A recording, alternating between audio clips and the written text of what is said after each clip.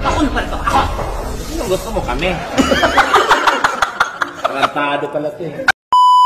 Bakit nose? Kasi kadinig ka, tunog lang. Hindi dahil nagparitoke ka ng ilong. Ano pinipili natin yung mga ritoke, ma?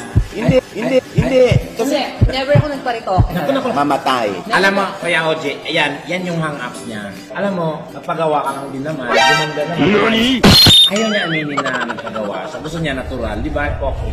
Ba't kailangan masabihin sa mga tao? Kahit nakalaman pa sinungaling yan, hindi naman Kasi sinungalingan. O, halata naman sino ang nagparitoke ng ilong. Pag pipilit mo ako nagparitoke, hindi nga ako nagparitoke ng ilong. Aminin mo na o nakakaya Kaya kaya. dapat akong aminin. Kaya nga, nose eh. Amin ako. Oo, Oh, okay nga. donate na nose. Yung lahi talaga In line with that, donate yun doon. Yung lahi namin magandang ilong.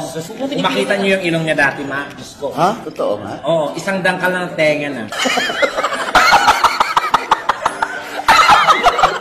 Tapos ang yabang, gumanda naman. Di ba ang ayos naman ng outcome? Ayaw niya aminin. Gusto niya inborn. Ang sarap buhin. Alam mo, Tekla, gusto ko na sabi sa'yo na yung mga sinasabi mo, puro kasi ng Yes. Diba? Paritoke Ako ka. nagparitoke. Nagparitoke. Sigurado ka ako? Ikaw. Kaya nga ako nga. Paritoke Oo ka. nga, pinipilit mo nga ako. O, ikaw. So ako nga. Ako nagparitoke. Ako. Anong gusto mo kami? Tarantado pala ito eh. Kumbinsin mo yung mga tao dito na kami nagparitoke. Kung kami nagparitoke, buhay pa kayong doktor gumawa nito. Ano to? Anesthesia lang?